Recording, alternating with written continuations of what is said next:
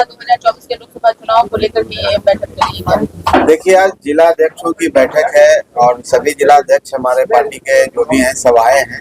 और आज की बैठक का मुख्य एजेंडा जो हम लोग ने तय किया है उसमें 2-3 बिंदुओं पर हम लोग चर्चा कर रहे हैं। एक, हम अधिवेशन कर रहे हैं दिल्ली के कॉन्स्टिट्यूशनल क्लब में आगामी 11 जनवरी को। उस सिलसिले में लोगों को हम लोग यहाँ बताए हैं कि आप लोग आइए, जिला अध्यक्ष होंगे, उनकी जो कमेटी के लोग होंगे वो जाएंगे। और दूसरी है कि 10 फरवरी को हम लोग पटना में एक महासम्मेलन कर रहे हैं। वो स्थान अभी तय नहीं है, लेकिन तय होगा बता देंगे। उस सिलसिले में अपनी उनकी तैयारी का जायजा उनसे हम पूछ रहे हैं कि आप कैसे आएंगे, कितनी संख्या में आएंगे और आप किस किस लोगों को लाएंगे।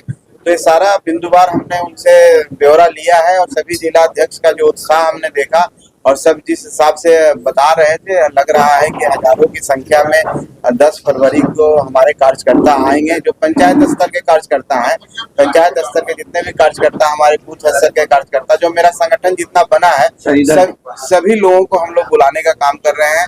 तो आज के मुख्य एजेंडा वही था कि 10 फरवरी को हम लोग आए। और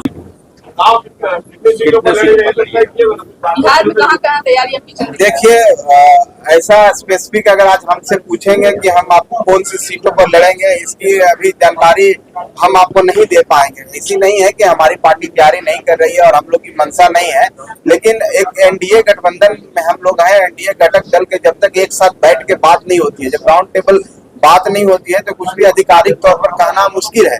लेकिन जहां तक तैयारी की बात है, तो हम लोग बहुत दिन से तैयारी कर रहे हैं, आज से नहीं। आप लोग देखे होंगे कि हम लोग मार्च के माध्यम से, रैली के माध्यम से, सम्मेलन के माध्यम से, अधिवेशन के माध्यम से सब जगह जा करके लोगों के बीच में जा करके अपनी बात को रख रहे हैं, लोगों की बात को सुन रहे हैं और संगठन का विस्तार भी कर रहे हैं। तो निश्चित तौर पर कहीं न कहीं बिहार के सभी जिला में, कुछ जिले में हम बहुत अच्छे हैं, कुछ जिले में हमारी अभी कमजोर स्थिति है, उसको मजबूत करने की कोशिश कर रहे हैं। तो उस बिना पर अभी हम कह सकते हैं कि 10-12 लोकसभा क्षेत्र ऐसे हैं जहां हम ग्राउंड स्तर पर, बूथ स्तर पर तैयारी कर चुके हैं। लेकिन इसका मतलब ये नहीं होता है कि आप निकाल दें कि हम 12 जगह चुनाव लड़ने की इच्छुक हैं। ये तभी संभव है जब हम देखेंगे, बैठेंगे, सभी साथी बैठेंगे, भारतीय जनता पार्टी के सभी साथी बैठेंगे, एनडीए घटक दल के सभी साथी बैठेंगे। और जब हमारा कहीं पर स्थिति मजबूत होगी, हमारे पास प्रत्याशी होंगे जो अच्छे होंगे, तो निश्चित तौर पर हम लोग को सम्मानजनक समझौता और सम्मानजनक सीटें मिलेगी। लेकिन अभी सीटों पर कोई बात नहीं हुई है, इसलिए आधिकारिक तौर पर मैं इस बात को नहीं कर सकता। आपको कितनी सीटों सम्मानजनक समझौता है?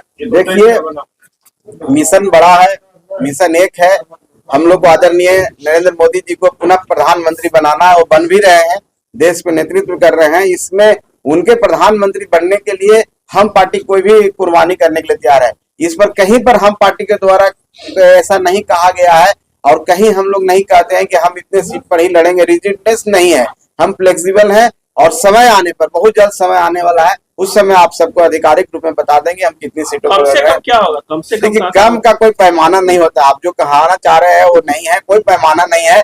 हम अपनी तैयारी रखे हुए हैं और इतनी तैयारी मुस्तैद है कि जितनी सीट पर हम लोग को उस समय हम लोग को मिलेगा, हम लोग बहुत अच्छी तरह से हमारे कार्यकर्ता चुनाव लड़ेंगे। 2-3 सीट से भी काम चल जाएगा। अब आप लोग जो भी आकलन करते रहिए, हम एक ही बात कहते हैं कि सम्मानजनक हम लोग को है। हम लोग एनडीए के साथ में, सबका विचार मिलता है और सबका कॉमन काउज है। और एक काउज जब देश के नेतृत्व करने वाले हम लोग के आदरणीय प्रधानमंत्री हैं, उन पर हमको विश्वास है, भारतीय जनता पार्टी पर विश्वास है।